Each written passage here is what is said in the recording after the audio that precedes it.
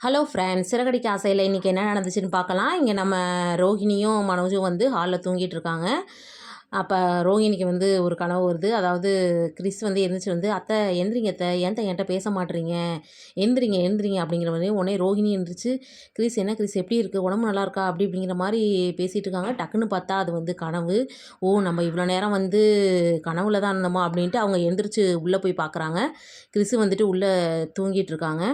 அடுத்து சரி இவங்கள எப்புட்றா கிளப்புறது, இங்கேருந்தா நமக்கு பிரச்சனையாச்சேங்கிற மாதிரி அவங்களும் யோசிச்சுட்டே இருக்காங்க.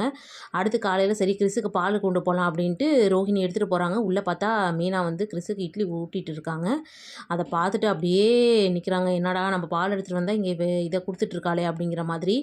உடனே மீனா வந்துட்டு என்னங்க அப்படின்னு கேட்குறேன். இல்லை தம்பிக்கு பால் கொடுக்கலான்னு வந்தேன் அப்படிங்கவும், இல்லை நாங்கள் சாப்பாடு கொடுத்துட்டேன் நீங்கள் விட்டுருங்க அப்படிங்கிற மாதிரி அவங்க சொல்லிடுறாங்க. அடுத்து என்னடா பண்ணுறது, இப்படியே இருந்தால் நம்ம மாட்டிக்குவோமேன்ட்டு நேராக வந்து விஜயா கிட்ட போகிறாங்க.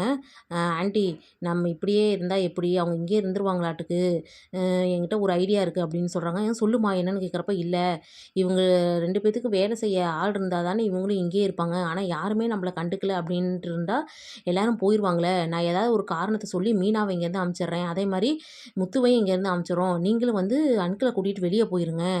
அப்படி இருந்தால் கண்டிப்பாக அவங்க வந்து நமக்கு யாருமே இங்கே வேலை செய்யலையேன்னு நினச்சிட்டு அவங்க போயிடுவாங்கன்னு சொன்னோம். விஜயா வந்துட்டு ஆமாம் இது நல்ல ஐடியா, இதை செய்யுமா அப்படின்னு சொல்கிறாங்க. பார்க்கலாம் என்னென்ன செய்ய போகிறாங்கன்னு.